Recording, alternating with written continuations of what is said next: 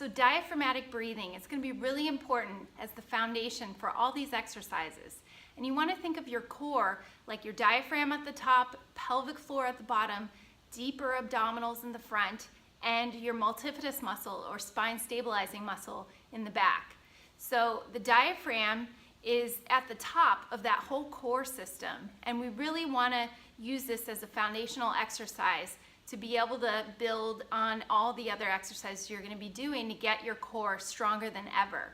So with diaphragmatic breathing, you're going to think of your rib cage expanding side to side like an umbrella, opening and closing when you're inhaling, and then closing on the exhale.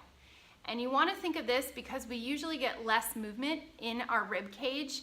People tend to breathe more up in the chest and the shoulders, but we want to get a third here, a third in the rib cage, and a third down into the belly. So you're going to start on your back with your knees bent, and you're going to take your hands around your rib cage. You're going to inhale through your nose, feeling that rib cage expand, and then exhale through your mouth.